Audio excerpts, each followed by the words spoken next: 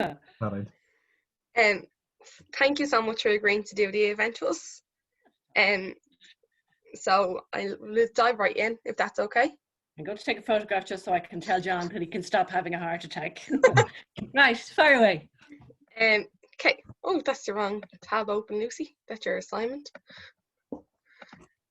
So firstly, I'd like to welcome everybody here. This is our third in conversation with in our series in collaboration with L.E.A.D's initiatives Know Your Leader campaign. If you don't know me yet, my name's Lucy Nolan and I'm the president of the Politics and Sociology Society. I'm a final year student in business and politics. I'd like to welcome our guests here this evening, Senator Reginia Doherty, and also like to welcome Liam, the president and founder of the L.E.A.D initiative, and our active citizenship senator on the MSU Senate. I'll just hand over to Liam for a brief intro. Yeah, thanks so much, Lucy. So my name's Liam. I'm a third and final year politics and sociology student as well. No surprise, myself and Lucy are politics students, but yeah, so the L.E.A.D initiative, which stands for Leadership, Engagement, Awareness and Democracy, is our new approach, new strategy to engage students and young people in politics and active citizenship, finding a new way to kind of engage people by helping them, bring them into the issues and help them understand the politicians, because believe it or not, politicians are people like us, and we can also be politicians. So we're trying to help people understand that by, through our Know Your Leader campaign, getting to know people, especially politicians in national office, and understanding the work that they do, and hopefully educating students that way. So yeah, thanks so much for collaborating with us as well. So Regina, we're delighted to have you here this evening. If you'd like to give a brief intro. So I'm Regina. I am currently the leader of the L.E.A.D. Probably causes somewhat of consternation because I was part of the team that did lead the referendum a number of years ago to ask the Irish people to abolish the L.E.A.D. But I very much believe in democracy, and they said no, and I'm very grateful now, I suppose they said no.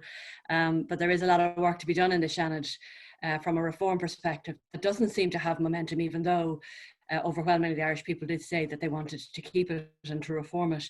I'm a former Minister for Social Protection and Employment Affairs, and before that I was Government Chief Whip, and before that I was on the Finance Committee and the Health Committee for the first 5 years of my political career in national politics, and for a couple of years before that I was a county councillor. So I've been around a few blocks a few times, and I suppose the reason I'm in the L.E.A.D is that I lost my Dáil seat in the general election in February, and because of my age and because I'm in a 3-seater constituency, I kind of thought that maybe that was the end of my political career, and was okay with that insofar as that I can go off and do other stuff and hopefully still contribute valuably, in other areas of policy contribution and development.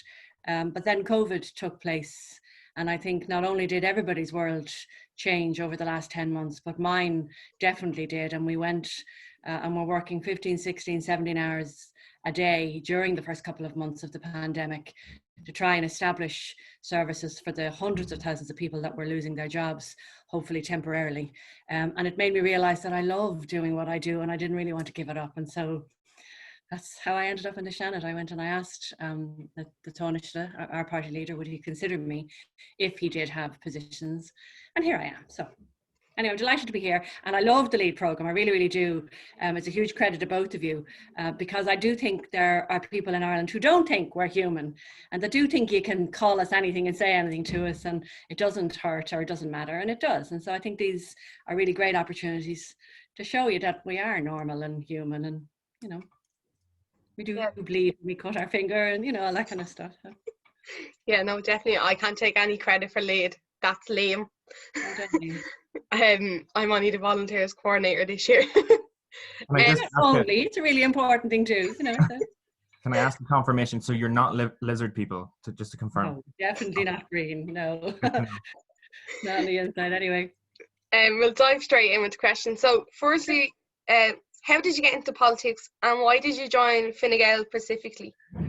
So I don't really think I had much of a choice. So when I was born, I was an only child for the first 12 years. I've only one little brother, and I was an only child for 12 years, and I am nearly 50. So back in those days, there wasn't the same kind of social scene or money suppose, that was available to normal working people. So whenever mum and dad went anywhere, they brought me.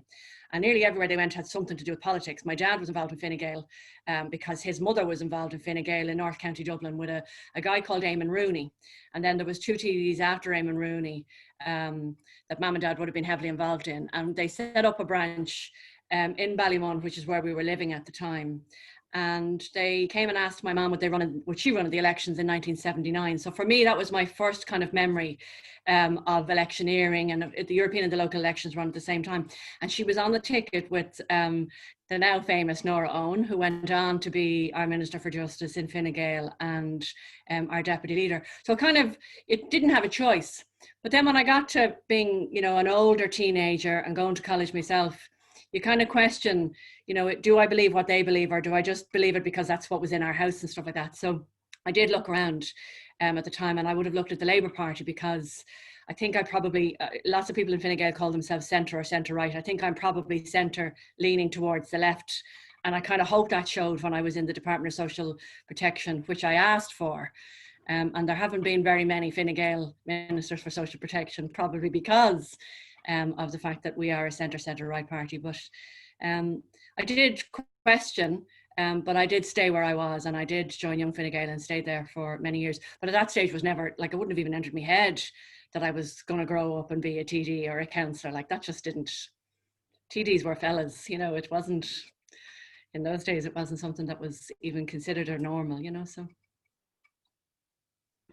So kind of on that point, our next question is more so about, you know, how do we kind of engage young people and encourage them not only to be interested in politics, but also to run and to get involved in kind of institutional politics and to run for positions? Because I think, you know, now more than ever, we need young people, but especially maybe to, I think, the lack of, you know, young women in politics. How do you tell young women who, like, I've noticed, like, kind of being involved in politics and stuff, that it's always the lads that are like, obviously I'm going to run, but then it's the girls that take a little bit more talking to be like, no, you're allowed to, and you should, because you have good ideas and you should be confident in yourself.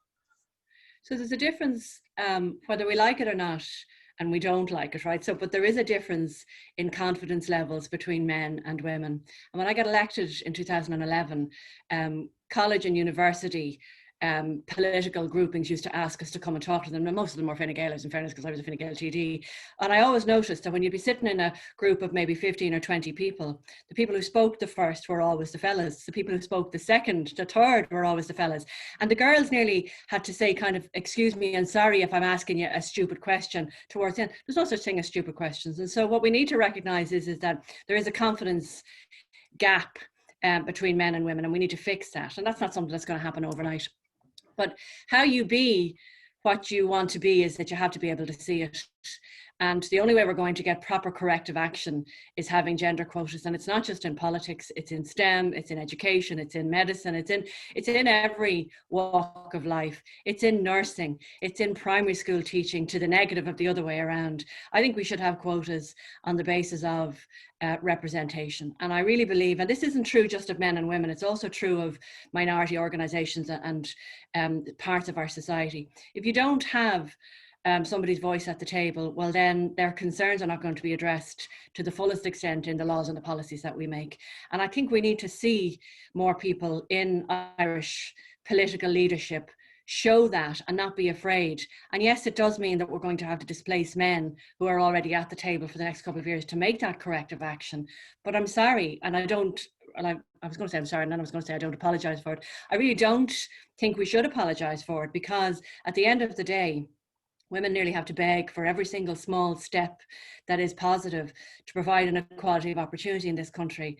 And that's not fair. And I see in the Senator and Dáil, when things, and this week is a particular issue. So we've a gorgeous young woman at the cabinet table now who's announced that she's pregnant on her first baby, but won't get maternity leave. And all the lads are standing up saying, that's disgraceful, that's it.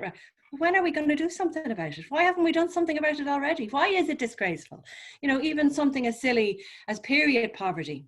Women can't change the fact that they, you know, menstruate every month from the age of about 12 or 13 till the age of about 60 or 50 maybe. You know, if you went into a public toilet where you work in college or where I work in town and there was no loo royal, there'd be blue murder. Well, why isn't it the same kind of, you know, aspect is put into something that's perfectly natural in a woman's life? We shouldn't have to beg for things that are considered a human right and men take for granted.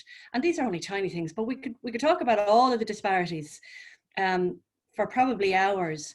And yet if the people who really want to change them and not get distracted by all of the other very important issues, and there are, like housing and social care and all of the other stuff that's really important, but if we don't have somebody at the table championing the disparity and the equality of opportunity, well then in 10 years time we'll be still saying, oh my God, imagine women don't have maternity leave. Like, you know, you need people at the table to make sure that it gets done, and it gets done now. And I think the only way that you'll really, really see that is that if we have an equality of men and women and other minority parts of our communities at the table to make sure that everybody's voices are heard. And that was as true during COVID as it is of, you know, of anything else. There were very few women around the table making those decisions, and that's not right. It's just not right. So I think, to answer your question, Liam, women, when they see other women doing it, well, then they can say, I can do that too. It won't be like me when I grew up to think that the only people who were politicians were men in grey suits and most of them having bald heads. Do you know what I mean? So when you see what you can see, then you know you can be it. And I think we need positive affirmative action to change that. Because otherwise we'd be still here in 20 years' time wondering why we only have 25% of the representatives of Dáil and Shannon that are female. Absolutely. I might just have a quick follow-up on that. Obviously, it's unfortunately not going to change overnight, but in the current kind of system, which is patriarchal and unfortunately is biased, what kind of tips would you give to maybe young women or just women in general that are thinking of running, and that maybe you've learned, maybe something that's kind of unique to your experience? So first of all, you have to believe in what you believe in. And so for me, I mean, I started off, apart from being from a political family, but as I said to you, I didn't grow up ever thinking when I grew up I'm going to be a TD. I got politically active in my own village when I had my first child, and he's now 21 and a final year student in DCU this year. When he was born, there was nowhere to go. There was no swings. There was no playground. Like, what do you mean? I grew up in Dublin. Of course there's swings and playgrounds and stuff like that. There wasn't any. And so myself and a few other mums got together and we fought and we got one. And then you get kind of puffed up. Geez, that wasn't too hard. You know, what else can we fix? And, you know, and that's where it just literally started. But when you really are passionate about something, then you kind of gain the confidence because it matters to you and you will fight for something that you're passionate about. And I think that's maybe another issue. You asked me a while ago, how can we encourage more young people, particularly young women, into politics? We need policies that they're interested in. And too often I hear, oh, young people are not interested in politics and women are not interested in politics. We are. You're just not talking the language that we're interested in. And so we've talked about, in political parties will tell you this, that they need to find new mediums to talk to young people in. And that apparently means TikTok and Snapchat. No, it doesn't. Talk to people about what they're interested in, and it doesn't matter what the medium is. And right, okay, you don't watch maybe RTE News at 9 o'clock because you're out having the crack and enjoying yourself, right? But I don't need to find a special medium to talk to young people. I need to find a policy or an issue that you care about, and then you'll talk to me. And I think that's what's wrong. So when we start having policies that young people are interested in, and you can see that in the last couple of years with regard to the repeal, with the marriage referendum, with mother and baby homes a couple of weeks ago, with student nurses this week, when you talk the language of issues that they care about, by Jove, they will talk back to you. I think we're just not talking the right language most of the time. So that's up to us to change, political parties to change, and make sure we have policies that you are interested in. I have to say that's great advice and so true. You don't need to message us on TikTok or Snapchat to say what you want to hear from us. We'll voice it. So we're going to go back to February this year. It doesn't seem that, it seems a lot longer than February. What is, like, how did you think the election turned out overall? Because obviously you did lose your seat.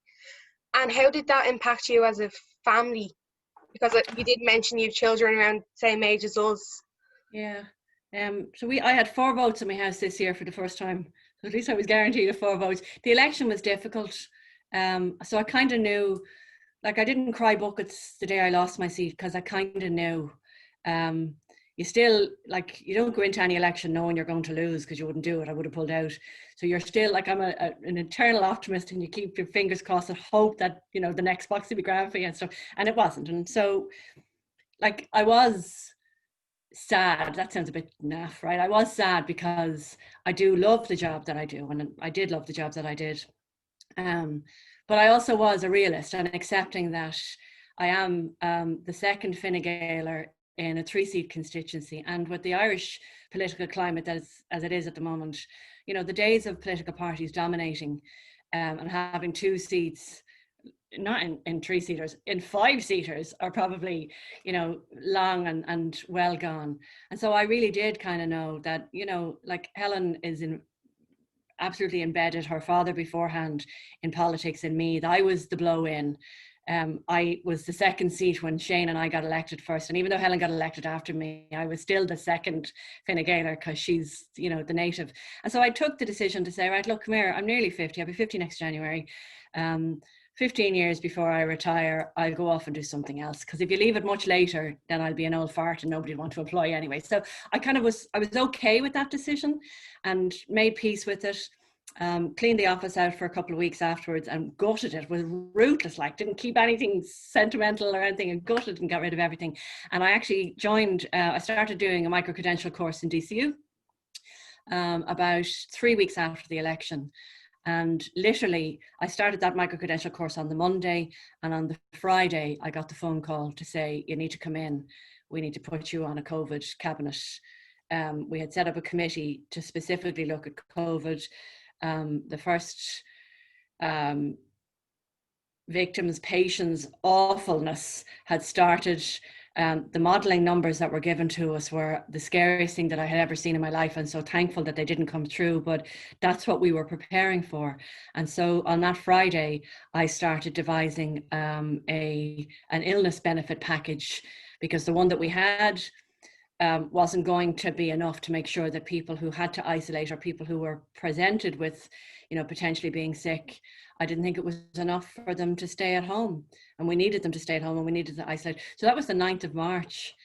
And sure, the world just totally flipped since then. And what we thought was going to be something, you know, not necessarily used very much, turned into then the following week of having to create the PUP because Leo shut down the country, and first of all we closed school, and you know the story from thereafter. And within a number of weeks we had nearly 1 million people out of work. And whether that meant that they were on the PUP or whether it meant that they were on the wage subsidy scheme, which allowed them to keep the relationship with their employers, nearly 1 million people had their jobs temporarily closed down with no knowledge of when it was going to open back up again. And so there was a real fear. There was a huge amount of money being spent, but actually that was kind of incidental, because what we needed to do was to make sure that we got everybody through it. And thankfully we had a few bob in the bank because we were so prudent for the previous couple of years. I'm sick of listening to that, but all of the reasons why we couldn't do some of the other policy initiatives that we wanted to when we were in government was because we needed to have this rainy day fund. And by Jove, didn't it lash all year? So we were so good and glad that we had that money, but also the ability to be able to borrow so much more, because we need so much more this year to make sure that everybody gets looked after. So then we went to kind of working 15, 18-hour days some days. The fear was palpable. The amount of people that arrived to our Intrio offices in the first week were 100,000. We couldn't cope because, number one, we couldn't allow you into the offices because you weren't supposed to be standing beside each other. And second of all, we didn't have enough staff to be able to bring everybody in and go through the normal job seeker process. And so that's when we established the PUP and allowed everybody to log on online, which we'd never done before in DASP. Allow people to log on, be able to access it. And it was a universal benefit. And so there wasn't any conditions on it. You didn't need to be unemployed for months. You didn't need to earn a certain amount of money. You just needed, on the day that Leo made the announcement, you needed to be in work that day, so that then we could put you on a payment to make sure that we tided you over. And how we got to the value of the money that was being paid was that I went and looked at all of the sectors of industry that would most likely need to be closed down. And we looked at the average industrial wages in all of those sectors. And I tried to marry so that we would give at least 85%, but in a lot of cases, because most of those sectors are not paid incredibly well, a lot of cases they got 100% replacement of an income, and that's where we come up with the €350. So that's actually quite interesting, because obviously a lot of us didn't know what was happening behind the scenes, except we shut down on the 12th of March, right smack bang in the middle of election count. watching it, and we haven't been back since, obviously. Did it ever cross your mind during it? So obviously COVID was at the forefront, but that you weren't going to be, you're there doing work as a minister, but you weren't going to be sitting in the next stall. Did that ever cross your mind? There was a sense of imposter syndrome. It was nearly like a guilt that I was making these massive decisions, because they were massive, right? So making these massive decisions and I didn't have a mandate. But I'll be honest with you, I suppose how I compensated for that guilt was that I went over and above trying to help people. So like I would never, my office was closed, and so therefore you couldn't have either emailed me or, and that was another thing, my email was gone. So you couldn't even email me on regina.doherty@oireachtas.ie. So I had to open up my Facebook page, my Twitter page, to allow people to DM me, because I had thousands of people that couldn't access the PUP. I had thousands of people that didn't really understand what the twist meant and were they going to be safe doing it, you know. And this is no disrespect and no slight to anybody in DASP, but they were overwhelmed too. And so I'm at home in my sitting room doing all the other stuff that you're supposed to be doing, which is fine, but knowing that all of these people just were afraid, fearful, I'm going to say ignorant, but that's not the right word. They just didn't know how to access what they were entitled to. And even though we had done some campaigns and we had engaged an agency to do radio ads and stuff, you know yourself when you're afraid, fear takes over and you can't even sometimes see what's in your face. So I started doing clinics for all of my parliamentary party colleagues. And that wasn't just in Fine Gael. I ran clinics for Fianna Fáil, for the Green Party, for anybody that wanted clinics. I used to do Zoom clinics on my sofa. And they'd call me every afternoon. And I had this is something, when I do say I'm not very sentimental, I have an A4 hardback copy that all my reps were put into. And it reminded me of my days when I was in sales. So you take a sale and you put a line underneath it, and then you'd put it on the system in the evening time, and then you'd cross it out. You know, this is what I was like with my reps. I was taking down all of the reps and getting somebody in the office to give me the answer if I couldn't find it on the system myself, going back to the person that was looking for it, whether it was the individual themselves or the TD or the senator, and closing off the reps every night. And that kept me hours of reps and hours of tweets and direct messages and Facebook Messenger and on my Instagram account and everything, of people just asking me for their help. And that kind of compensated, because number one, it kept me busy, but number two, I felt useful and I felt needed. And so, you know, I won't say feck the mandate, but it didn't really matter because I was doing good, and that was the end of it. And like, we were always aware that it was coming to an end, because the negotiations for programmes for government and to try and get coalitions together was, you know, going on in the background. And that could have, I know it ended up taking 17 weeks or something ridiculous, but like, it could have taken a lot less. And then the new person would have taken over anyway, but it kept me busy and it kept me feeling useful. But then it also made me feel like, I don't want to give this up. I really enjoy helping people, and people are lovely. And, you know, when you meet decent, genuine, nice people, and you can help them, it gives you a really good buzz. So I suppose that's what I had gotten over losing the seat. And then by the time kind of March, April and May came, it was like, oh. So anyway. Absolutely. And thanks for bringing us through that. It's really interesting to understand that, like, a minister is not, like, from your depiction anyway, it's not just, oh, I'm just here, hi. You know, you're actually doing the nitty gritty in, you know, doing like the hard work kind of it. And so just kind of start off by saying, you know, thank you so much. And thanks to all the members of the government. I think regardless of political belief, we really came together as a country. And, you know, even though, you know, it just happened to work out that it was after an election. And so you had a government that wasn't fully, you know, elected. But I think definitely regardless of political divide, I think as a country, we all owe you a gratitude, debt of gratitude, if I could speak, that would be great. So I might just move on to kind of, you know, the Seanad, and I kind of wanted to get your feeling on what did it feel like to be a Seanad appointee, and you've already gone into it, because I wasn't aware of that. Like, I didn't know that you had known that you were going to be picked, and maybe if you want to kind of go into that and how the kind of process worked. So again, I'll tell you how it feels to be a Seanad appointee. Again, feels like, this probably says more about me than anybody else, a little bit of an imposter syndrome, because I didn't run. I didn't get my seat by asking my colleagues to vote for me. And I kind of regret not doing that now. But anyway, I did ask for the opportunity to stay in public life. And thankfully, I was allowed to do that. And I am genuinely very grateful. But I wasn't aware that I was going to be asked to be Seanad leader. So that didn't happen until the 27th of June. And that kind of blew me away. It was like, wow, right. Somebody somewhere actually likes me and thinks I'm all right, and I can do half a decent job. The Seanad is an incredibly thoughtful place, and it has the space for people to be collegiate and to develop a policy cooperatively that doesn't exist in the Dáil. So the Dáil is very combative and it's very partisan, and I'm Fine Gael, so I'm good. You're Fianna Fáil, that means you're bad. This kind of silliness, right? That doesn't exist in the Seanad. There are hugely thoughtful, intelligent, articulate people in the Seanad, and they come together with a germ of an idea and they work cooperatively. And then you can see the positive outturn of some of their policies. And for argument's sake, the new law that's going to be passed next week or the week after, please God, Coco's Law, Jackie Fox's daughter, that started as a germ in the Seanad, and the Labour Party ran with it, but they got the support. Last year, period poverty, even though the Dáil hasn't fixed it yet, started in the Seanad and it got massive support. This week, not the cancellation, but the postponement of deporting people out of the country from our asylum system started in the Seanad and now has popular support. The problem with the Seanad, though, is that any time it's attempted to have been reformed, people have attempted to try and make it a second Dáil.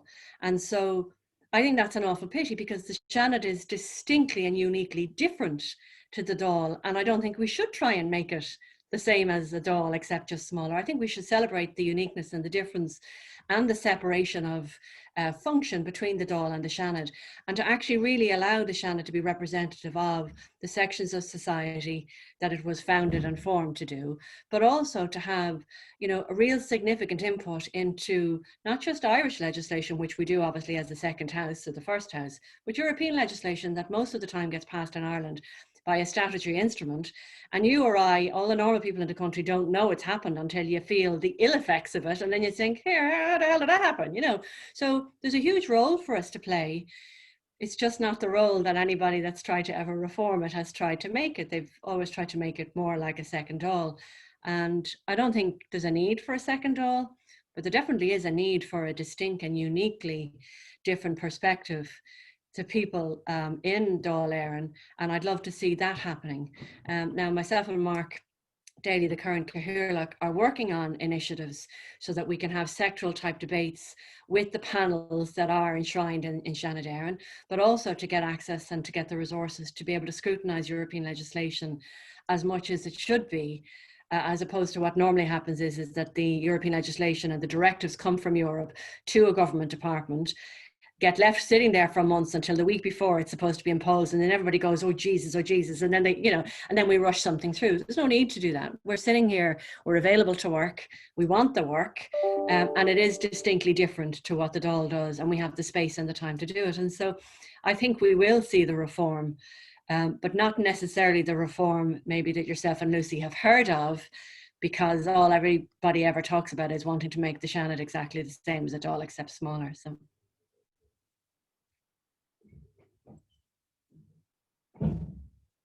Yeah. Do you want to go to the next one, Lucy? And I'm probably going to bring up Seanad reform in the next one, just after this then. Yeah. Yeah, cool. I'm sorry. So you mentioned you're leader of the Seanad. So what does your role actually entail, and how are you selected for it? Because obviously you mentioned you were told that you were selected for it, but was there any debate or anything like that for between internal government parties? Not that I'm aware of. So the Taoiseach called the day that the Taoiseach was made the Taoiseach on the 27th of June. He was appointed Taoiseach that morning. He then went off back to government buildings, established his cabinet, and different people were obviously called in that day and asked to be different positions around the cabinet table. I got the phone call that day to ask me would I be the Seanad leader. And I have to assume, and I don't it's not that they all think I'm deadly or whatever. I have to assume it's because I was the most senior person now in the Seanad. And by senior, I mean, I'm the person, I think I'm probably the only person apart from Michael McDougall in the Seanad that sat at the cabinet table.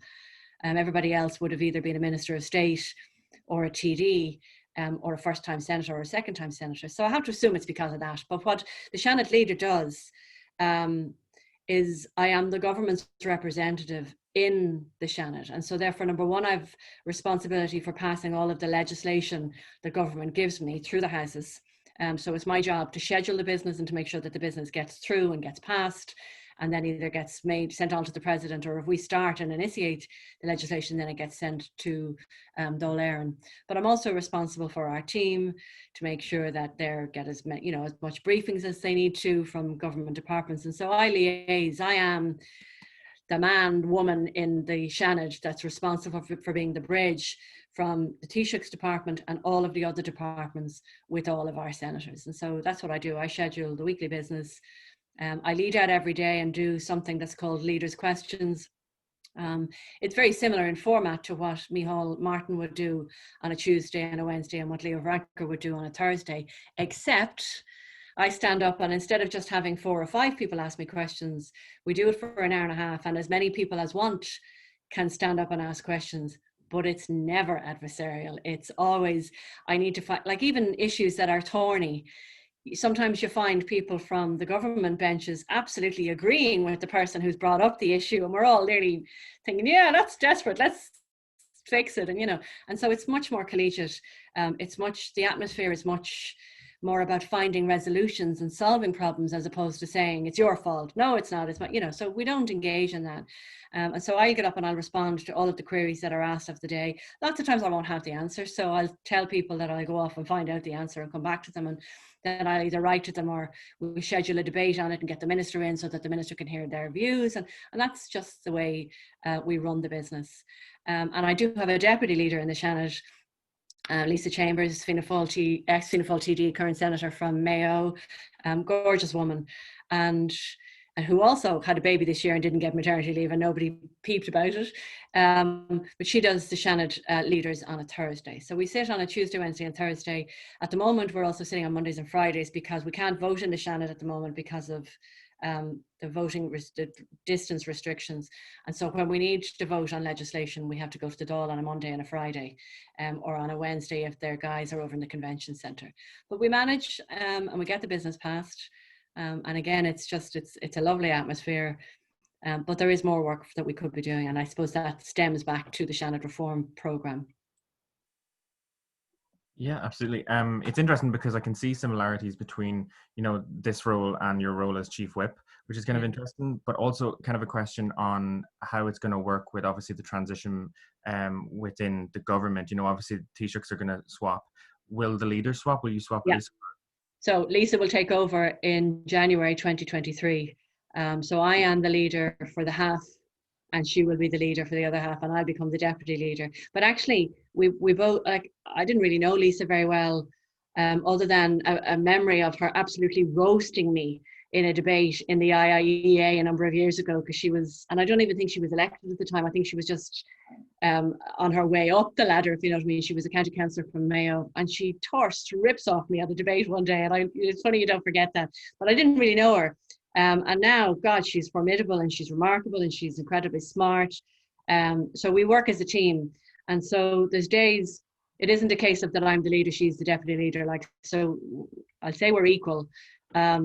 I do Tuesday, she does Wednesday. I do Thursday, she does Friday. We try and share the workload and we make the decisions together. And I wouldn't make a decision without clearing it with her and checking with her, because I only have one perspective and she might have another. And so we work together, and I would assume that when it gets to 2023, that won't change. She'll get the nice office and I get a different office. But other than that, I think the work and the relationship hopefully will continue to grow and develop.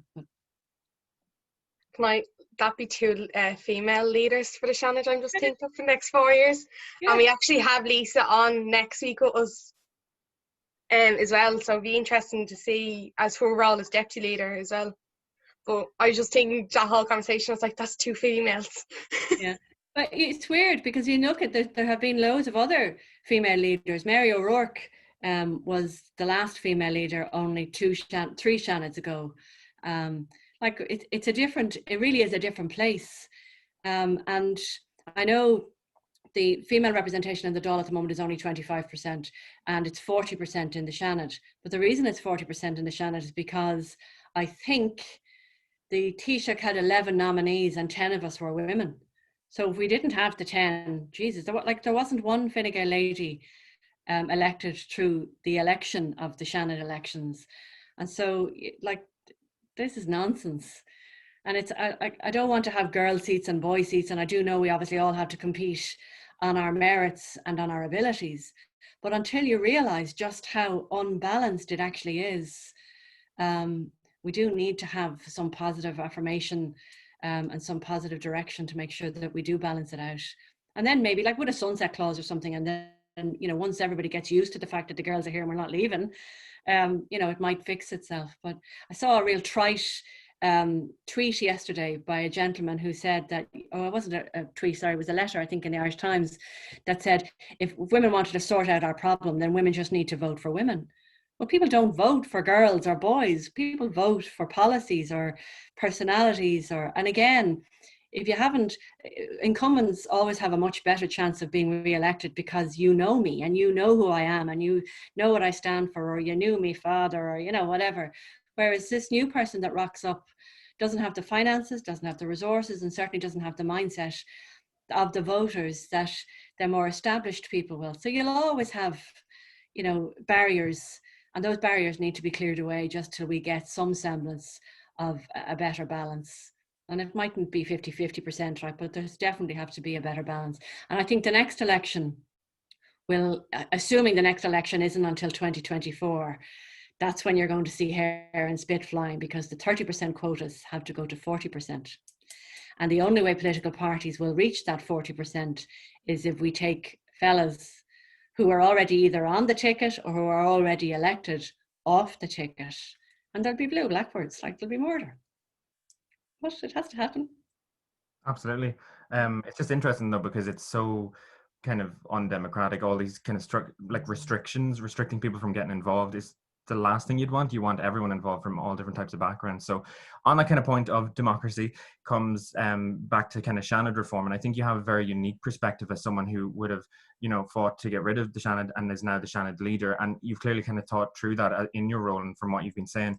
So recently, the L.E.A.D caucus, we basically have a caucus of senators within our governing body within the Students' Union, and we proposed a motion to our Senate, so we have our own Senate, not to brag, and it was passed unanimously, and it was one to change our Students' Union stance to the need for reform of the Seanad. It wasn't, I purposely left it kind of vague because I do believe that there's need for reform, but I'm open to kind of different ways, and I think you raise a very interesting point of, you know, you can't just, you know, make dual, you know, kind of chambers, maybe that in a way, you know, the US has, but I'd be interested in hearing kind of what specific reform you would suggest and whether or not, you know, is it going to happen? Is it possible?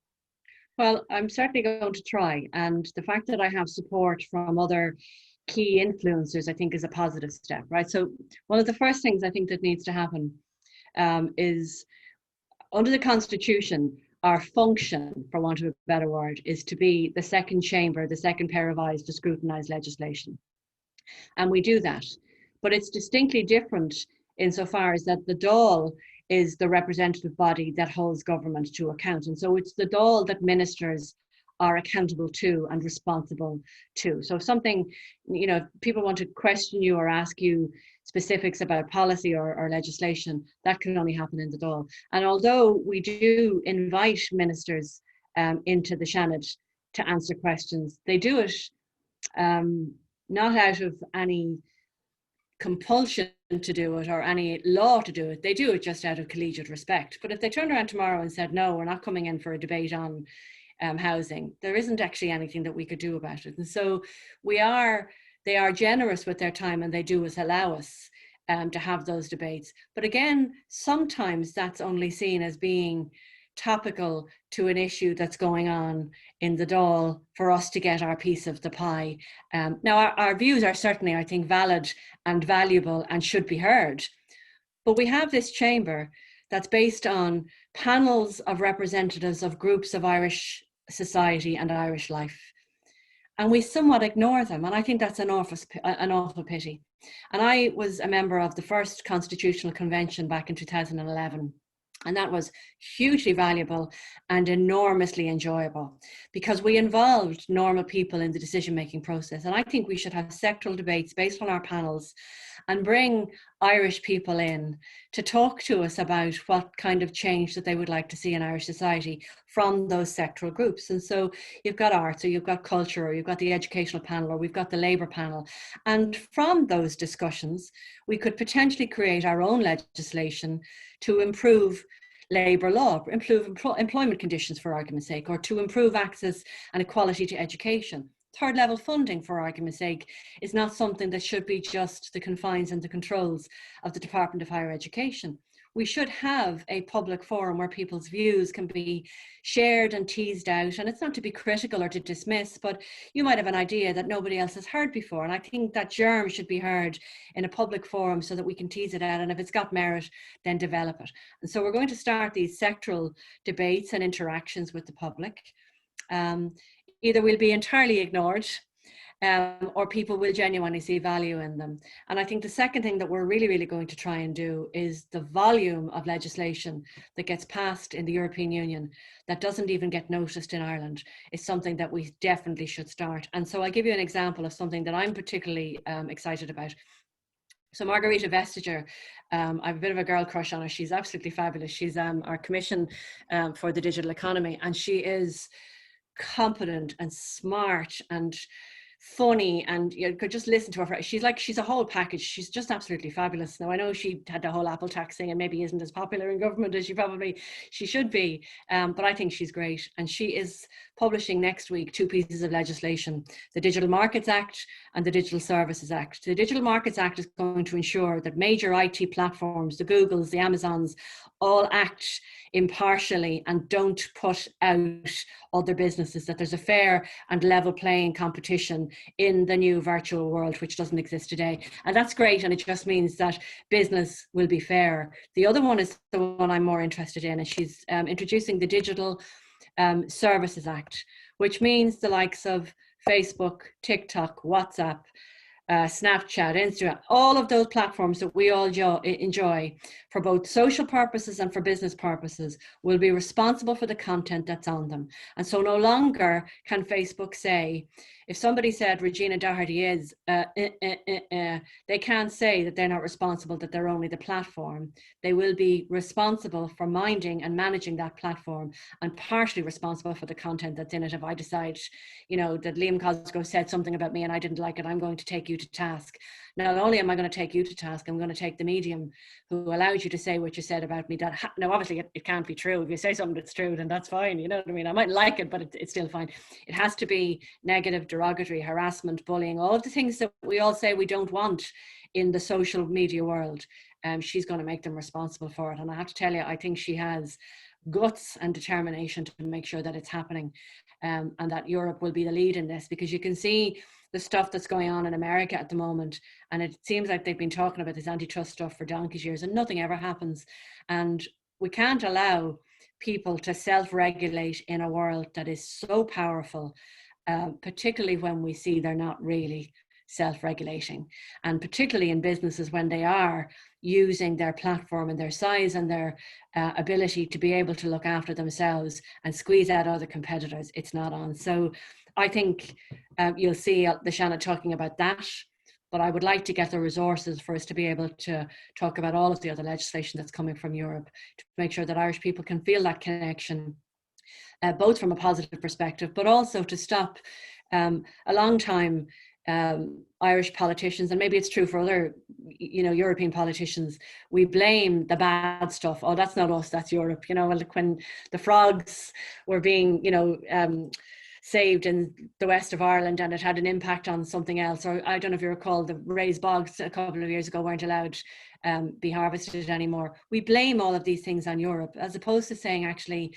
right, you mightn't like it, but this is it's in the best interest of the climate, it's in the best interest of nature or whatever, and try and find compensations for the people who are adversely affected by it. I think Irish politicians used to always say, oh, that's not us, that's that shower over there, when in actual fact it's not. So I'd like to bring Europe a little bit closer and develop the relationship that we have, because I think Irish people like being Europeans, but we just like to blame them for stuff that we don't like or we haven't chosen ourselves. Absolutely. It's actually really fascinating, the points that you raised, because it's stuff that I was kind of looking into recently, especially with online environment. I think we're seeing with the rise of especially Facebook, which has the wealth and the size of nearly no country or several countries put together, but yet is not held accountable by any country because of these laws. And in that, I think those kinds of laws and stuff like that, which are dealt with by the European Union, but are kind of done so in like an echo chamber. And I think you're so right in saying that we do need to address it here in Ireland. And I know that I'm not sure on this current DAL, but I know that the European Affairs Committee in the DAL hasn't been very basically effective in dealing with that. And something that I recently studied Europe and the kind of the issues with engagement in terms of the population and stuff, and trying to get people to vote and even know what they're voting on. And the main thing that I kind of pinpointed was the lack of a public sphere. So I think by doing that, you will provide a public sphere, because it's something that will be in the narrative, something we'll be talking about, because we don't really talk about what the EU is doing. And a lot of the work they do is actually very beneficial to Ireland. So kind of to let you kind of continue with that, first of all, those forums you were talking about with Shannon, I definitely want to be there if I can. I'd love to definitely get involved in those. But also, how would you maybe see kind of working that into the way that the Shannon is structured? Do you know what I mean? Like, how does kind of legislation go, or like these topics go from the Shannon, and how are they impacted into legislation through the DAL maybe? So government business comes to the Seanad anyway, right? So we have a piece of legislation that gets published by the Minister for Housing, for argument's sake. And he, like the Planning and Development Bill, for argument's sake, started in the Seanad a couple of weeks ago. It's now in the DAL, and it'll then go to the President. That's the norm. The reverse of that is that the piece of legislation might start in the DAL and come back to us. And obviously, if it's amended in either house, then it has to go back to the other house to say, oh yeah, we agree with the amendment. That's the normal route of business. But there's a whole load of what's called private members legislation. So Liam, you're a TD from Kildare, right? And you have an idea that that isn't in the programme for government, that isn't in your Party A's manifesto, but you just think it's a good idea. So you can go off and draft your own bill and come to all of your other colleagues to say, I have a bill that's going to make sure that everybody that starts in first year in Maynooth gets a Surface Pro, right? I'm being facetious, right? But you go around and you get the support from all of your colleagues, and you'll bring that private members bill during private members time, either in the DAL or in the Seanad, and it'll get passed, teased out, amended, debated, and then it'll get passed. It then needs to have a proposer in the other house. And so you need to work collaboratively. So if you're a TD from Kildare, you need to find a senator, from your party or from an independent bench that will bring your piece of legislation to the Seanad to allow it to get developed over there. But the biggest stumbling block is that you have to get government to agree it. Because if government don't agree with your legislation, no matter if the rest of us think it's the deadliest thing ever, they have the block because of something called it's the checkbook, that nobody can actually introduce a piece of legislation that puts a charge on the state. The only people that can do that is the government. And it's something in the Constitution called the money message. So if you wanted to give everybody in Maynooth first year a Surface Pro and it was going to cost £1 million, even if we all thought it was a great idea, if the government or the Taoiseach didn't give you the money message, your legislation is going nowhere. And so that's the normal route, which is why an awful lot of private members' legislation, even though we think they're great ideas, never see the light of day because they don't get the money message. Or because it mightn't it's a bad thing. It just means that there mightn't be the budget for it this year and we have to try and wait till next year. And sometimes things fall off the table and other things become more important, or you've moved on and you've decided to do something else. And so, but things that are really important do stay. And so Coco's Law is probably one of those that's very, very obvious. It was a Labour piece of legislation that started. The norm is that governments don't like to take opposition pieces of legislation. They like to draft their own. And there's a little bit of snobbery around that, because we have in government, you have all of the obviously Attorney General's office, and you have all of these incredibly intelligent, well-versed people used to writing legislation, as opposed to somebody that you just got because you know some fella in law and he helped you. So there's a little bit of, oh no, we'll go off and we'll do our own thing. That didn't happen this time, because not only is it a hugely topical issue over the last couple of months, but it's something that we needed to pass, particularly in light of the huge dump of sexually explicit images only a number of weeks ago. And so there was a real sense of urgency from the Irish public and a demand to solve this and to solve it now. And thankfully, Brendan Howland had already started campaigning and drafting this legislation with Jackie Fox a number of years ago. So it was easy just to add stuff to it. to amend it and to make sure that we get it passed fast. And it has passed in the Dáil. It's coming to the Seanad this week, and we will pass it before we close for Christmas on Friday. And so that's the way you get things done from government, or the way you get things done from a private member's perspective. What I would like to see is that, based on the sectoral panels in the Seanad, so we take the Labour panel, for argument's sake, has 9 senators that were elected on the Labour panel. They mostly represent organisations that are either employers or employee bodies. And I think there's a huge body of either debate or legislation that could be introduced representing those people around employment rights. Now, okay, I have a particular interest in this because I was the Minister for Employment Affairs, and I probably started stuff that I didn't get to finish. But we're in an age now where remote working is something that's now established practice, whereas a year ago there was a huge no, businesses couldn't let you work from home. So you'd do nothing, you'd sit around on a sofa all day and watch the telly. And we know that's not true now. We actually know probably the opposite is true, that people are working far more, which in itself is its own issue, and you need to have the right to disconnect. But we know the productivity is equally as good for people who are motivated in work, whether you're sitting in your sitting room or whether you're sitting in Pearse Street. So now it's like pushing an open door, but those rights for those workers who are now at home need to be enshrined in legislation, and they're currently not. And I think that's the Labour panel could take that project on, liaise with our unions, liaise with our employer representatives to see, what are we going to do about health and safety for remote working? How are we going to enshrine it so that it becomes the norm?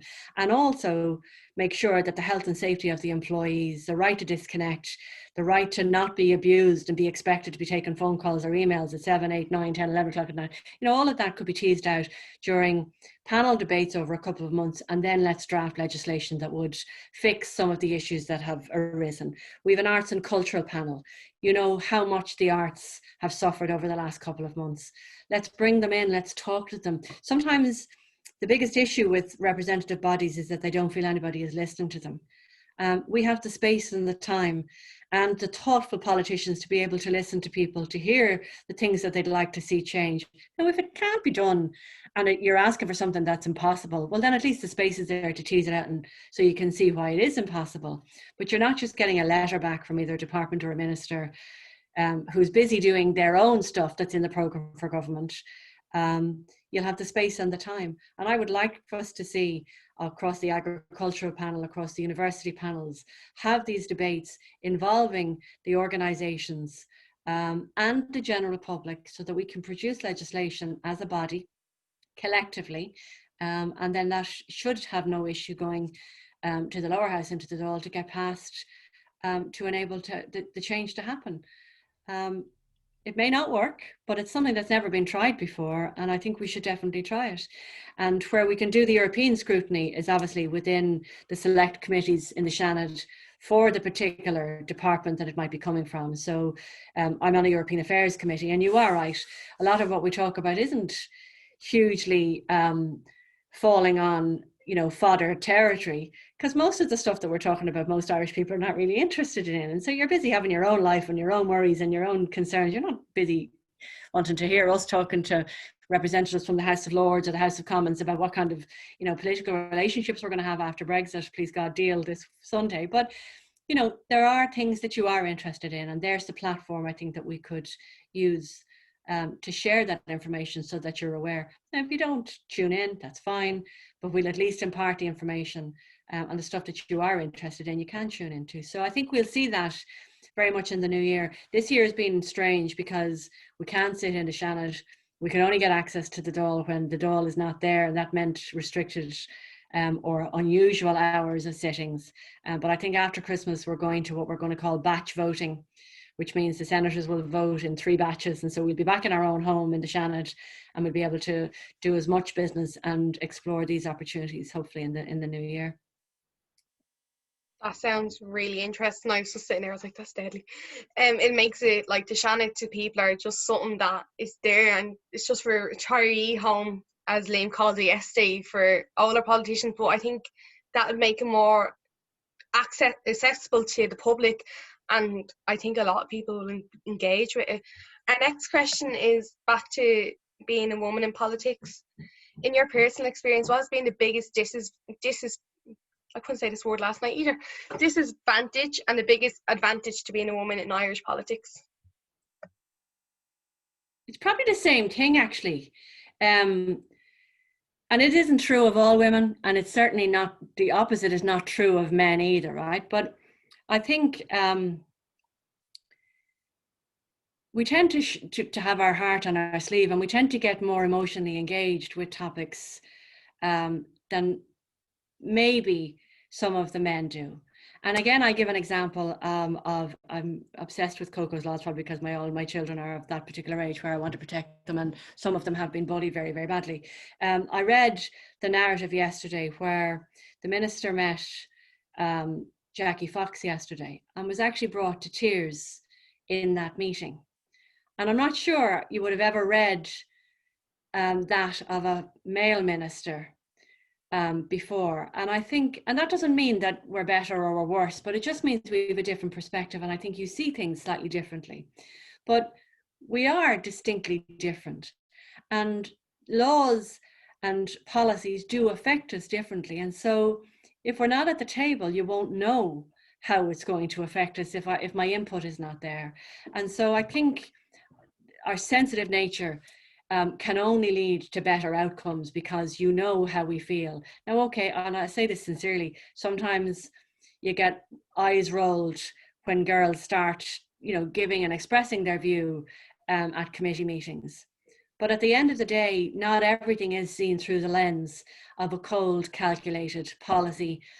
And some of the things, the unforeseen consequences and the emotional intelligence that's needed to make sure that we tease things through doesn't necessarily exist when you have a male-dominated group of people making decisions for us. And I'll give you an example that's outside of Coco's Law.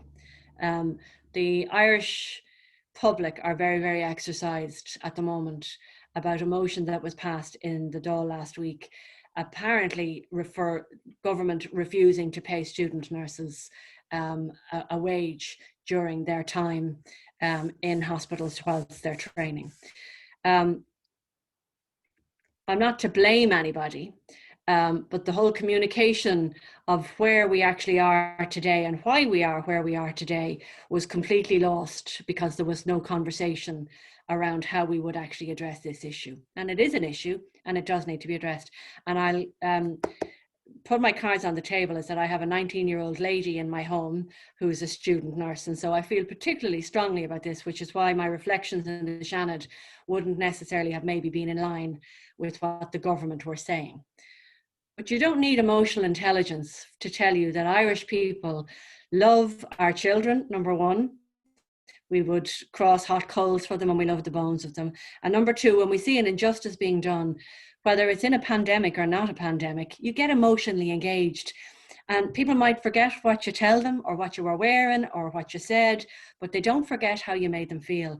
And how we made people feel in the last week was at the best and the nicest way, mildly upset with us, right up until entirely disgusted. Now, okay, social media takes an issue and twists it and makes it 10 times bigger than it was. We didn't need to make this any bigger than it was because it was already a big thing. We should be paying our nurses and our students for the work that they do. And yes, there is learning going on, and that's absolutely true. And yes, there's supervising going on, and that's absolutely true. But they're definitely an integral part of the delivery of our health services, and they need to be paid accordingly for the work that they're doing. And particularly when we could pay them earlier on this year, because, okay, I know there's an excuse for it, because we stopped the learning part and they were doing the working bit. What we did for the second half of the year is fine.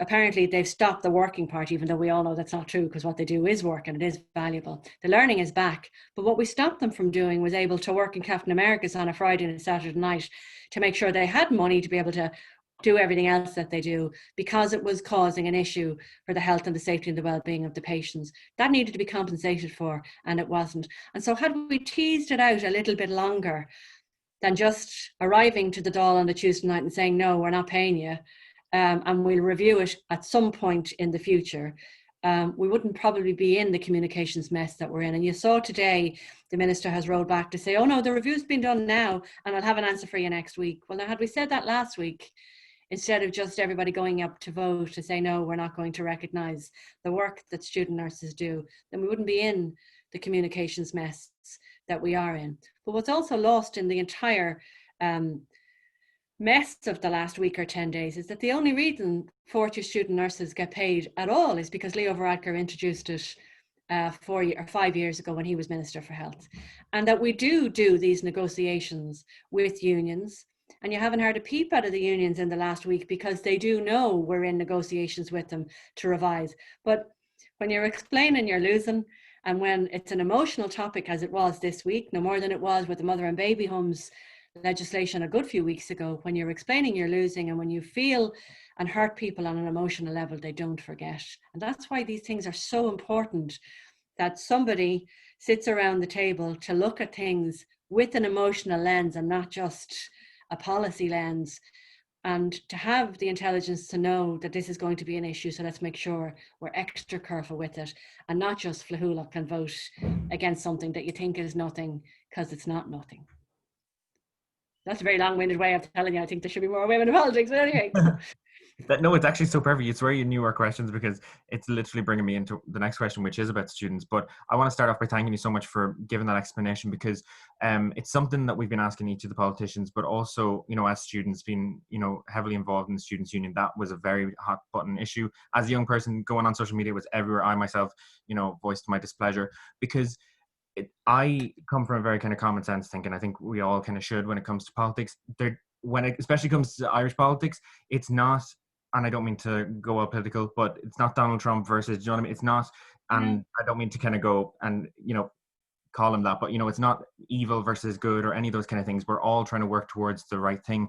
But it really did, like you said, in terms of communications, disaster. All it took was one picture, and that said 1,000 words, and there's no way you can kind of claim that back. And it was really, really difficult to kind of, even for myself, try to understand the government's perspective, because they weren't giving us any information as to why. It was just more so, we'll review such and such, blah, blah, blah, or whatever. And it was really, from even just a party perspective, it didn't make any sense at all. But going more into specifically students overall, you kind of hinted on it there. As soon as kind of student nurses weren't learning, they could be paid, you know, because they're doing work. But as soon as education comes into it, it's almost, okay, no, now you have to pay. And so this is where I kind of want to tease through, as kind of an organization, L.E.A.D, the Maynooth Students' Union, USI, and a number of different organizations obviously support publicly funded education and the need for funding in any kind of a way of funding of higher education that is highlighted in the Cassell's report. I kind of wanted to get your opinion, maybe your personal opinion or your party's view on publicly funded education. And I think now is such a key moment for it, because I can just hold my hands up and say I haven't left this room in months. It's actually doing my head in. I'm stuck doing assignments, expected to, you know, in final year, expected to keep to the same standard as you would normally, with very little social interaction, with very little even connection with lecturers and stuff. And I kind of just want to kind of get your view on, do you believe that we should still be paying the highest fees in the European Union to stay in this room and basically do nothing, on top of, you know, I know that thankfully we now have a Minister for Higher Education, but 250 quid, it doesn't even, like, I will never see that money. It goes straight into the fees, and it's not even a dent in the ocean of the 3,000. I've spoken a lot, sorry, it's quite a personal issue for all of us. I just kind of want to get your view on it, on the wider kind of, is education a right or a privilege, and how do we work towards making it open to everyone? Yeah. First of all, it's an absolute right. So let me tell you what I think it should be, and then we'll talk about the reality and how we'll bridge the gap between the two of them, because there's a massive gap, right? I grew up in Ballymun. I grew up in a community that probably most people didn't have a rite of passage to go to university, even though there was one just literally down the road from where I grew up.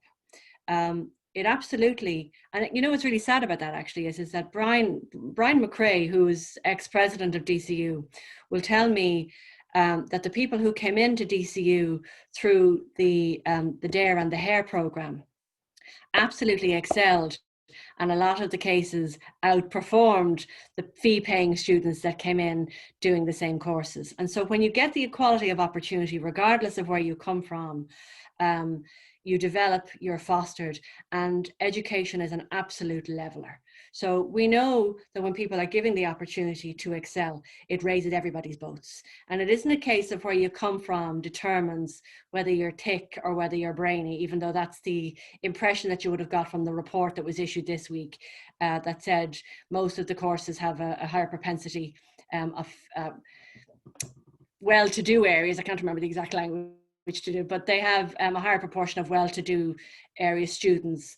That's all down to money. It's down to nothing else except money. And so we know that education is a great leveler. We know that it makes a significant difference to the outcomes of people's lives. So why wouldn't you give everybody the equality of opportunity that other people just take for granted? And so the first thing is that money needs to be removed as a barrier. And it mightn't seem like an awful lot of money, $3,000 or $3,500 or whatever it happens to be. But for other people, then you have all of the associated costs, because not everybody lives 2 minutes up the road from DCU or from UCD, and you have the rental costs and stuff like that. So there's a huge barrier to entry for an awful lot of people. And they do happen to come from more working class areas. And the problem is that yes, we have the SUSI system and it's great, and don't get me wrong, there's a whole cohort of people who are not wealthy, but they're not poor enough to reach the SUSI system, and they're the people in the middle, and they're the people that we're losing out on. And they are the people that would make fabulous doctors and great nurses, and we're missing them. We're missing them entirely. And it's not that they don't make great bus drivers or great electricians, but we're narrowing the opportunity for us to receive their wisdom and their empathy and all of the skills that they have in certain professions, but we're also narrowing their choices, which is wrong, right? So the first thing that needs to be done in my mind is to accept that it is a right, and so therefore it should be free at point of entry. But then you look at how much the universal system costs, how much the state would have to come up with tomorrow, and even if you did it at 10% every year, it still is an enormous amount of money that would be required for the state to start funding third level education, as opposed to parents or organizations and employers. And yet I look at other European countries, and my son did his third year Erasmus in Austria. He actually cost this household less when he was living in Austria than he did when he was living here. And we paid for his accommodation. He didn't want to work because I wanted him to enjoy being there for the 5 months that he was there, as opposed to having to get a job in McDonald's. And he still cost less than when he was there. And if they can do it, why can't we do it? And it means that we have to look at the way we're spending our money and make sure that we prioritize that spending for better outcomes for everybody. And that does mean, and I'm really delighted that Simon Harris is our Minister for Higher Education, and with a portfolio at the cabinet table, because it means he's making his own decisions and he's fighting for his own budget, as opposed to being a junior in the Department of Education, where third level always comes a sorry third, unfortunately, because it's only for the privileged. And it shouldn't be. It should be absolutely no different or right than going to primary school or going to secondary school, because that's just the society we live in today. There's nobody leaving secondary school and getting a job that's going to fulfill all your dreams for the rest of your life. Not in your Nelly. Sorry, you're not buying a house if you haven't got a master's these days and an education that'll afford you to be able to earn decent money. And both of you have this ahead of you next year and the year after. Even with your wonderful education, it's still going to be difficult. Do you know what I mean? So we need to provide that leveler. And it would be an interesting job of work to do, to actually cost the CASEL's recommendations. Because we do this, we're talking about them for years. It's a bit like, and both of you are probably too young to remember this, when I was younger and the kids were smaller, an act was passed for special ed needs called the EPSENS Act, EPSEN. So it was to provide children with special needs a standard of education that was equivalent to children that don't have special needs. And so they did need extra resources. Now I know we've come a long way and that's grand, but a vast majority of the EPSEN Act hasn't been enacted because we don't have the money. Well, why do you pass a law if you don't have the money? Like, don't be doing chicken and egg. Decide how much something is going to cost you and then say, right, okay, it's going to take 10 years, or okay, it'll take longer, but at least you have a roadmap and a commitment, and everybody knows that this is, we all agree on the right, but that we all agree that this is the roadmap. Now, okay, you'll get people in opposition saying it shouldn't take 10 years, it should take 2, and right, choices have to be made and money has to be allocated. But if we all agree on the right outcome, then at least we're all traveling in the same direction. It might be at different speeds, but we're all traveling at the same direction. So absolutely, education should be right up to third level. Maybe not to masters, because that's slightly different, but your degree, your 3 or 4 year degree, is as important today as my leaving cert was when I left school 30 something years ago. But it absolutely is, and it should be. And I'd love to see Simon do a costing on the Cassell's recommendations and to decide, yeah, this is what we're going to do, and this is how long it's going to take us to do it. And that's not party policy, by the way. So if somebody else tells you something different, then that's just my view. Yeah, no, definitely.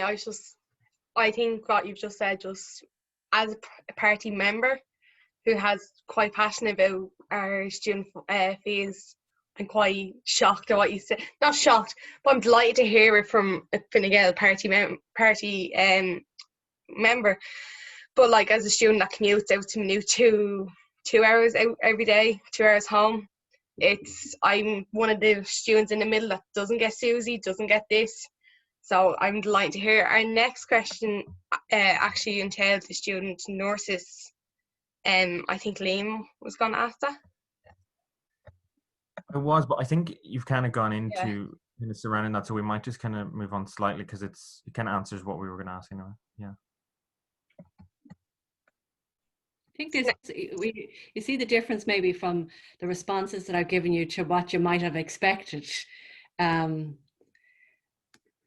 Might stem from, like, I grew up in a working class family. My mother ran a canteen in a school in Blanchardstown. My dad worked in the ESB all his life, started at 15, was a shop steward and retired at 65.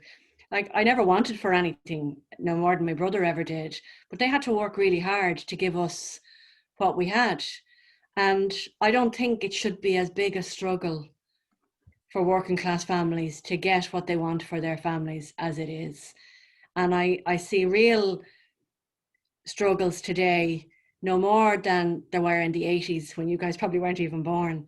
And I think that's a real shame. That shows me that we haven't, evolved as a society, as a caring society in certain aspects. And I think that's so wrong. And so you have to ask yourself, well, when are we ever going to get around to doing it? If we haven't gotten around to doing it, like, how many recessions does the society have to go through before you cotton on that you can't keep doing the same things and expect to get different results? And so, we know we got lucky after this recession because it was a jobs-led recovery, but it may not have been, because no other recession had a jobs-led recovery, which is why all of our young ones and young fellas had to leave.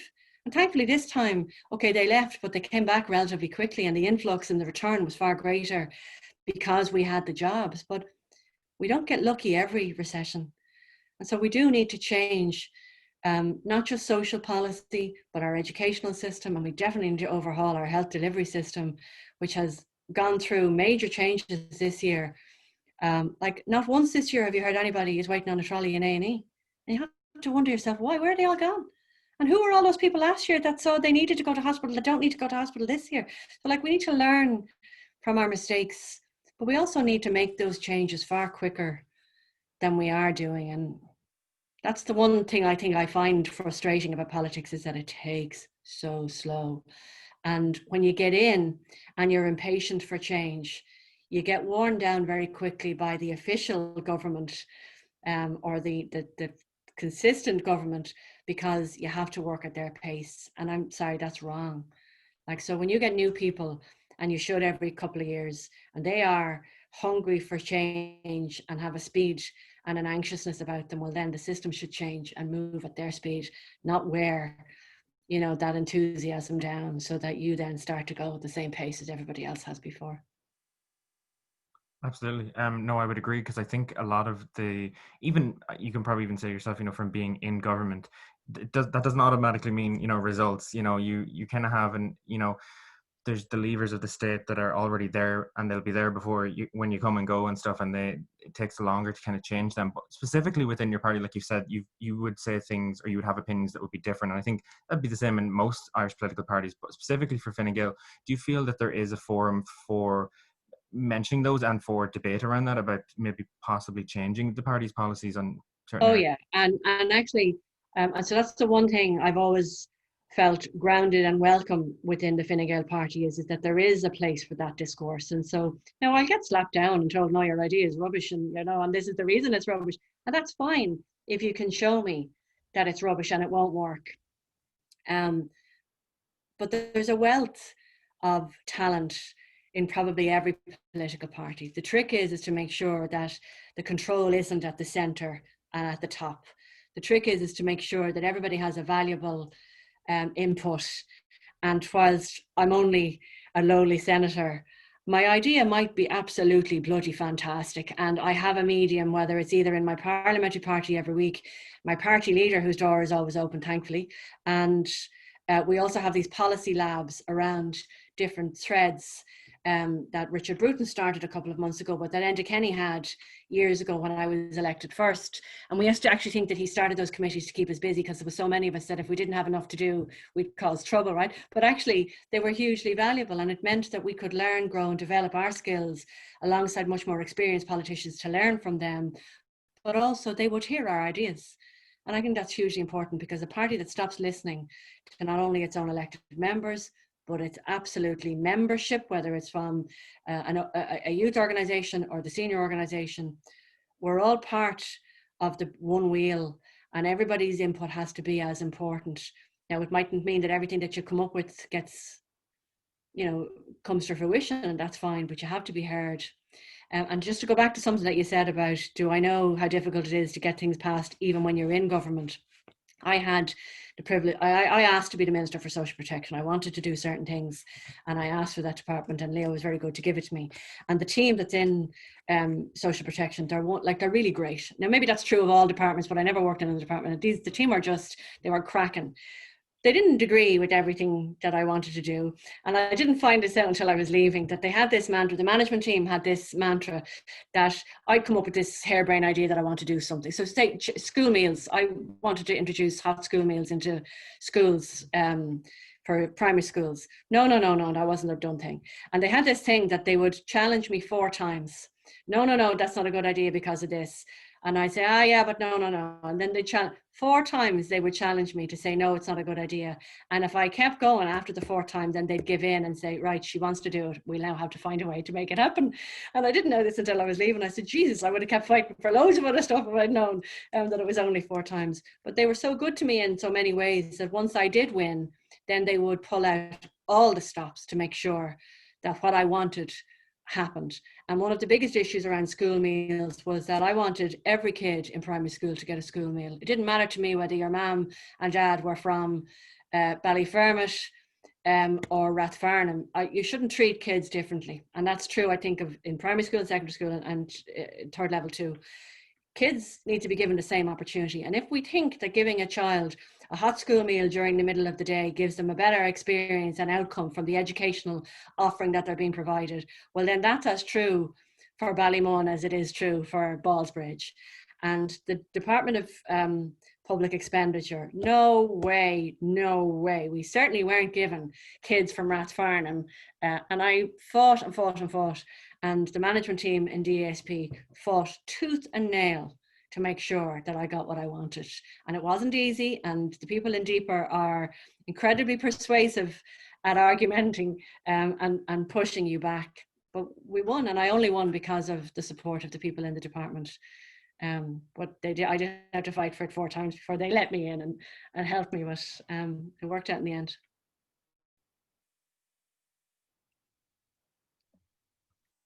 So our next question is in regards to gender quotas in the Irish elections. So you mentioned that by the next election, depending when the next election is, it'll go up to 40%. And even within the Fine Gael party, they just scraped the 30% in the last election.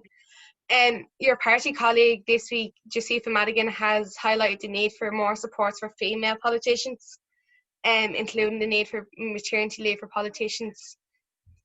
I'm guessing you're for gender quotas by your big thumbs up there. Yeah. I'd love to see it end. Like, I'd love there to be a sunset clause for it not to be there forever. But the only way that that'll happen is if it works. Because if it doesn't work, well, then you will need them. Sorry, and I could have crossed you, Lucy. I'm sorry. No, it's grand. So I do think we should have as near equal representation as we can. I think that's also true of every section of society. So we have a gorgeous woman in the Seanad now, Eileen Flynn, who's a member of the travelling community. She is one of the most thoughtful and thought-provoking politicians that I have ever come across. And yet she will tell you, I'm not a politician, she's incredible, and she adds a real dimension to the debates that we have, which I think is hugely valuable and has been missing. But that's as much true of the community that she represents, of all of the communities that are not represented. And so our new Irish absolutely need to be represented in Dáil and Seanad, and they're not. And so I think until we have a truly representative public forum, you won't have real representation. And it isn't true that it's just women that need extra supports in work. What we need is equality. And so there's no reason why a woman has a baby wouldn't be allowed to take time off, because it wouldn't be tolerated in any other profession. But it is distinctly different because of the adversarial nature of Irish politics. And so for argument's sake, like, you can take your maternity leave, but if you're not in your local newspaper every week talking about this, talking about that, fighting for this, people will focus on the person who is, and you'll tend to be out of the psyche. And so I think we drive ourselves as much as, as anything else, to make sure that we still do our job. But some sort of happy medium has to be found to encourage more women into Irish politics. Now, having said that, I know we've heard a lot this week that this is one of the reasons why women don't go into Irish politics. I don't think I ever even thought about maternity leave as one of the reasons why you would or wouldn't go into politics. It's not one of the deciding factors. What really is a critical issue today is the level of abuse and vitriol that politicians have to suffer. And at some point, it really is intolerable.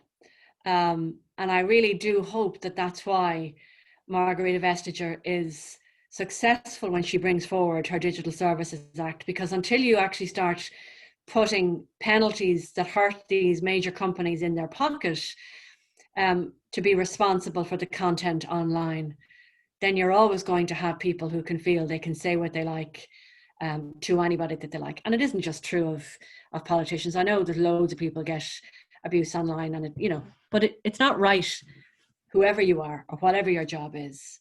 But that definitely is a deciding factor. And so I look between the local elections that we had in 2014 and the local elections that we had in 2019, we had a whole cohort of new, young people elected in 2014, and not one of them ran in 2019. And okay, it was a little bit to do with the salary, a little bit to do with maybe they were more established in their other career at that stage, but mostly because of the abuse that they have to take online. It's just not worth it. And that's a big critical factor. That's something that didn't exist 10 years ago, and certainly wasn't unheard of 20 or 30 years ago, and it's something that needs to be tackled. Family friendly hours would be deadly. But again, I appreciate that there are people travelling from Donegal and from Kerry and don't want to be in Dublin 5 days a week from 9 to 5. They do need to be in their constituency, but a balance would be nice. And we seem to have that balance in the Seanad. So we start at 10:30 in the morning and we try and finish at 7 or 8 in the evening, not like they do in the Dáil, still there at 1 or 2 o'clock in the morning, because there's no need for it. And so we have to pass the same legislation that they do, and we can do it. So family friendly hours would be nicer. But also just allowing women to have the space to be able to put forward the ideas and to be listened to, I think will encourage other women to say, if she can do it, so can I. Absolutely. I think it will work, and I hope that, with gender quotas and everything that we're trying to do, we are coming towards a more equal society. I think elements of what has happened recently, whether it was the image-based sexual abuse or, the repeal of the L.E.A.D and all these kind of issues that have kind of come up, I think there is a lot of societal issues that we need to deal with, as a whole, but I do hope that we're kind of moving forward. I might just kind of move on then to elections. So there was a question actually in the Q&A, and it's one that we were going to ask anyway, but you said, you know, how you lost obviously in the last general election. If there is to be, well, there will be another one, as long as the world doesn't end, but hopefully not. Would you see yourself running for, you know, the Dáil again? And what do I you think? hope so. Yeah, I do hope so. My party came to me during the summer and asked me what I was going to do and how I was going to do it. And like the little red hen that I am, as I was staying where I am, and I was going to give it socks and, you know, get back what I lost and all this kind of good stuff. Tom Curran was our party general secretary. He has now retired at the end of August. He suggested to me that Irish politics is different today than it was 6 months ago, and that the chances of any party ever winning 2 seats in a 3-seater is probably long gone. And even though I only lost, and I didn't, like, okay, you're fourth, it doesn't matter whether you lose by 4 votes or 4,000 votes. When you're fourth in a 3-seater, you're still fourth, you're the first loser. He suggested that maybe it might be easier to take a challenge on somewhere else. And so again, no, I'm grand. I've invested a lot here, you know, and I live here. And he said to me, just go away and think about it. So I went away and he provided me with some food for thought. He gave me some information with regard to some of the reviews that we had done after the constituency, some of the constituency reviews that we had done after the election. And it didn't look probably likely that I was ever going to have a second seat in Meath East, and it absolutely wasn't a case that I was ever going to be able to displace the current TD, Helen, because she's much loved here, and much to my jealousy, but she's much loved here. So I did start to look at the information that he gave me a little bit more seriously. And there were a couple of constituencies that I looked at, and the one where I grew up was probably the most obvious, not least of which because I grew up there. But second of all, it's a 5-seater, which is a hell of a lot easier of a task than trying to get a second Fine Gael seat in a 4-seater or a 3-seater. Now, it's by no means going to be easy. It has the calibre of the TDs that it has at the moment in Dublin Fine Gael are off the clock. They're great. Louise O'Reilly, much and all as I don't particularly like Sinn Féin's politics, I have to tell you, I think she's absolutely superb. She was superb when she was in a union rep. She was really, really good at what she did then, and she's really, really good at what she does now. And also, I think the thing that makes her as likable as she is that she actually really cares about what she does, and I think that's hugely important. But it comes across, you know, so you can't fake that. I think she's great. We have Duncan, is a lovely man, New Labour TD, and he's again really honest to God, sincere, and he's so intelligent and has like a degree in astrophysics and stuff. Like, he's off the clock again, but again a lovely man. You have Joe O'Brien, lovely man. We've Alan Farrell in our party who has done Trojan work over the years, and as he keeps reminding me, has been elected since 1900 Flash, which obviously is telling me that I haven't been, but anyway, we'll get over that. And then there's Darragh O'Brien. And again, like, North County Dublin has been a Fianna Fáil enclave for as long as I can remember. We always, when I was a kid, we always had 2 Fianna Fáil TDs, and that was when it was a 3-seater. We had 2 Fianna Fáil TDs when it was a 4-seater. Now it's a 5-seater. But it gives me an opportunity to fight for it. It's the constituency that Dad and Mam grew up in. We had Nora Owen, we had John Boland before that, we had Mark Clinton, we had Eamon Rooney, and it's the environment that I grew up in. It was where Mam ran in her first election in 1979, so I know it inside out. I have a new office in Skerries. I've got an enormous welcome from the members, which is lovely, but there's an awful lot of hard work between here and an election. Number one, to be selected by my party, because I have to ask them, would they want me to stand for them? But assuming that I ask them and they say yes, well, then I will do my very best to try and win a seat. And we'll take the outcome for whatever it is. I remember after I lost the seat, there was some nastiness around, oh, you're a failed politician and you're a this, that and the other. I got this lovely card from this random lady who I'd never met before. And she told me that there's no such thing as failure, it's only feedback. And it depends on what you do with the feedback, is all about perspective. I have no preconceived notions that I'm deadly, but I do know I can work hard. I do know I love the work that I do. And maybe if that comes across, people will give me a tick beside my name on the box. So we'll have to wait and see. But I will give it a shot, yeah. Yes, I'm actually in Dublin, so I can't wait to see what you're going to be doing in Dublin Fingal. My next question is, would you run for party leader? If Leah was to hang up the boots, would you run? I used to be asked this question before, and I used to absolutely be easily able to say, not a chance, no way. And I think I might be changing my mind about that one too. And I tell you the reason is because my circumstances are different. And so I looked at Enda Kenny, and we were only talking about him yesterday, actually, we have a Shannon group meeting once a week. I looked at the sacrifices that he made to be our party leader. And I used to think that there's no way that I could be that selfless. Like he only got to speak to his children on the phone at night time, and his wife obviously sacrificed an enormous part of their what would be normal relationship. She was in Mayo, or she'd have to come to Dublin. You know, I just think he sacrificed so much for Fine Gael, and I admire him, and I'm so grateful for him, because obviously we went from being at a really bad low in 2002 when he took over to the heights of 2011, and I know we're much smaller now, but we're still in government. Leo is different because obviously Leo is a single man, in a relationship, but he doesn't have the children, the sacrifice bit, but the enormous amount of work that he has to put in too. I kind of always felt, Jesus, now you're grand. I love what I do, right? But I love coming home and I'm a really nice husband, and I have a lovely marriage, and I know how lucky I am to be able to say that, not just in 2020, but also as a politician, because, you know, so many politicians are away so often, sometimes their marriages do suffer. So I do have a really good marriage, and I'd like to keep it that way, right? And so that was always kind of my mindset. But like, my kids are getting older.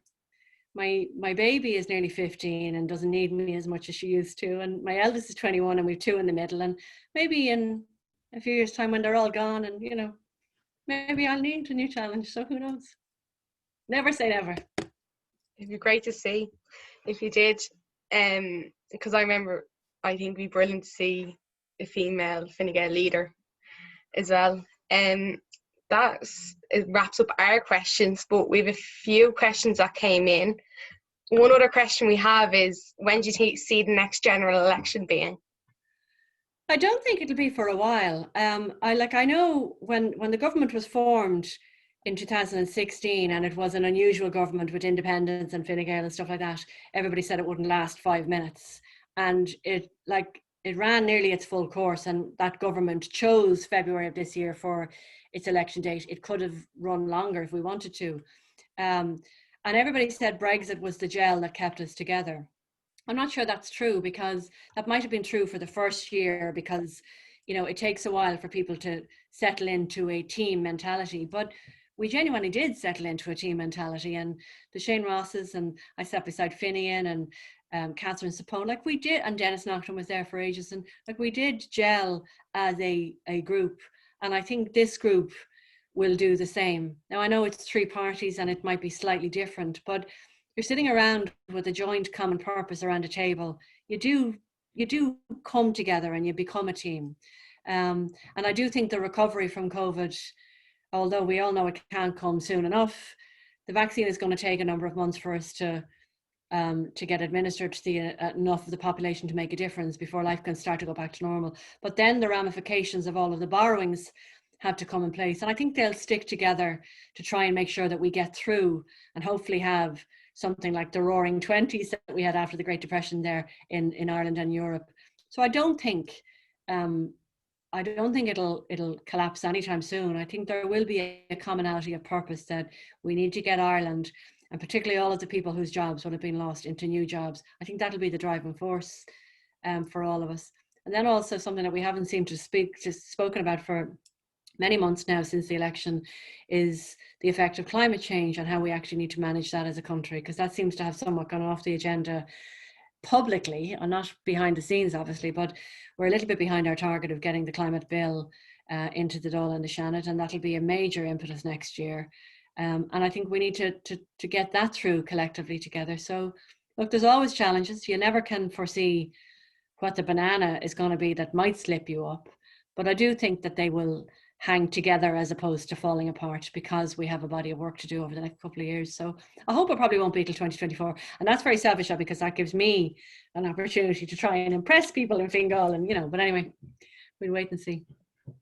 Yeah, and a question that came in on our social medias is, do you think Fine Gael will gain more seats in the next general election? I hope so, because I want to be one of them. I think so. So, like, I know our polling numbers at the moment are probably inflated because, again, of how people are emotionally engaged with how we dealt with the pandemic, because we went from 21% in the election to 37% only a short couple of months later. It's probably not as real as that, but it definitely is more than the 21% at the moment. Again, I think probably people can see Irish politics polarising between two main parties at the moment. And I think that's probably much to the displeasure of the other parties, such as the Labour Party, the Green Party, particularly Fianna Fáil, who are having their own struggles. But I do think we'll gain. I'm not sure we'll gain many, but I do think we'll gain. But we're not short of great candidates. So we have some really, really good people who lost their seats, and hopefully we'll see them coming back. But we also have some really great new people too. So hope so.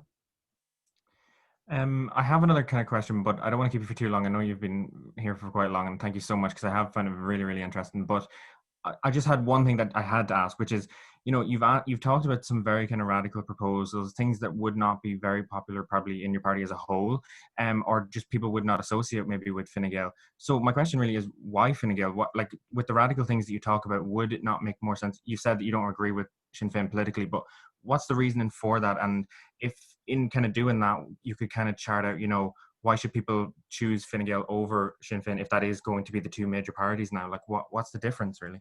So I'm not sure, and I say this respectfully, Liam, I don't think my ideas are radical. I think they make common sense. And I think for too long, we've allowed Fine Gael be perceived as being a party for years and years ago wealthy farmers, and now a party of wealthy business people or bankers. You know, okay, now that's potentially probably fallen because it's what Sinn Féin say every time they open their mouth, is that, oh, Fine Gael. It's not true. Like I told you my background, my growing up.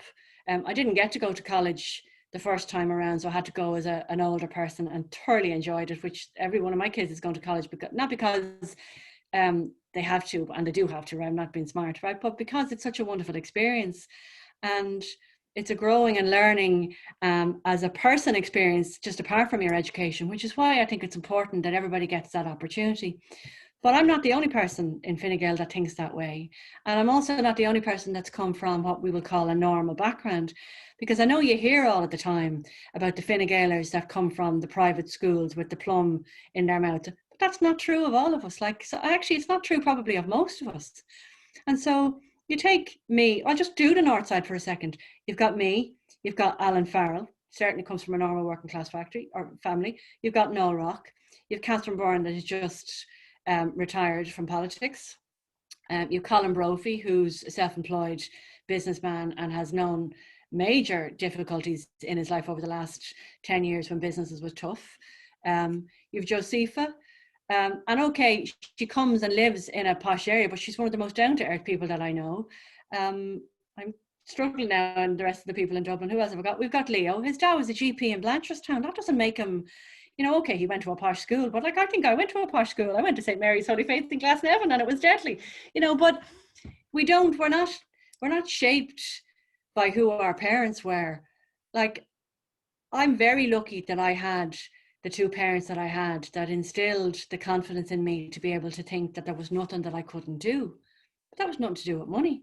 That was to do with their love and their support and their determination that I was going to have the same opportunity as anybody else had, even though I grew up in Ballymun and Finglas, and both of them had to work hard for everything. I don't think you hear enough of that from Fine Gaelers.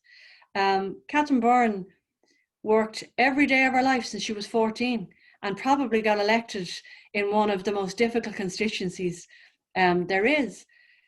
Paschal Donoghue, when he went to Dublin Central, it was as alien. The people in Fine Gael were even probably afraid to tell you they voted Fine Gael in Dublin Central, and yet he's got elected every year since 2007. we need to stop with the stereotyping. And it's also true of Sinn Féin. Like, we do this business of, oh, Sinn Féin are this, that, and the other. They're not. They're actually very good at doing what they do. And even, okay, some of the new ones are only new and they're inexperienced, but that doesn't make them not great people. So this business of, like, I grew up in a house where Fine Gael was good and Fianna Fáil was bad, right? And my father's 85, so you can forgive him for that, right? So he was institutionalized that Fianna Fáil were bad, we were good. And, you know, but that's not true either.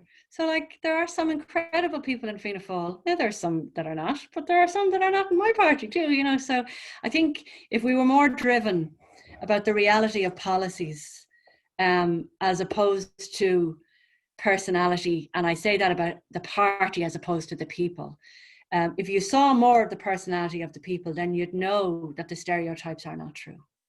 And so I go to branch meetings, and it's not full of bankers or rich farmers. It's full of normal people like me and like Lucy.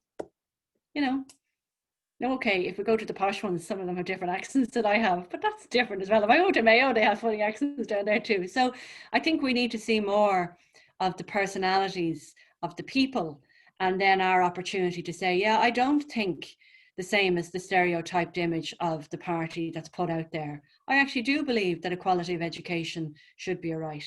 I also believe that there should be a right to a home, but that doesn't mean it should be free. But again, sometimes you don't get the space that we've enjoyed now tonight to be able to talk about stuff, because we live in a world of sound bites. And if I can't get out what I feel, like in 2 sentences, people have moved on. And that's, I move on to, like, sometimes I don't even read after the second paragraph of a newspaper, which is dreadful, because you don't get the full picture. You get the bit that sticks in your mind.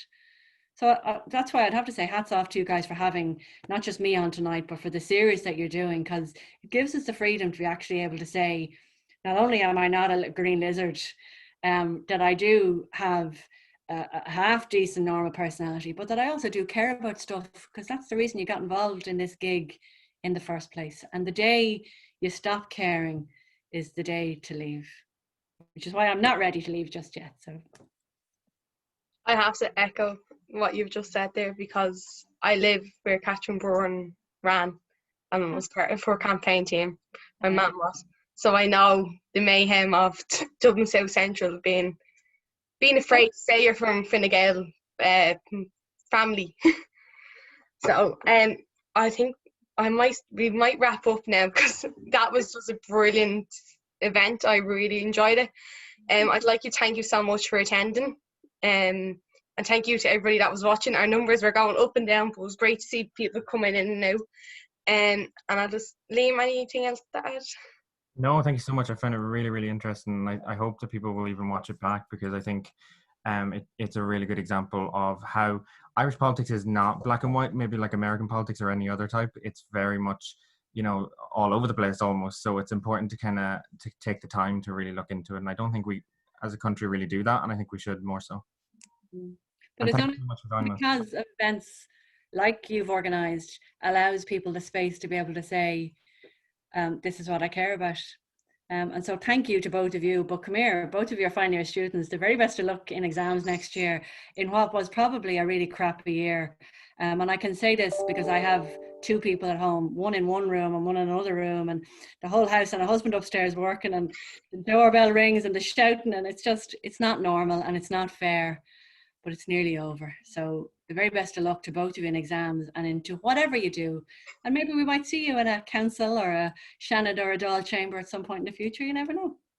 Liam's got the Taoiseach. Yeah, you never know. Lucy for Taoiseach. No. Someone else would agree with you and you work with them, so. Never say never. I'm just going to stop the recording.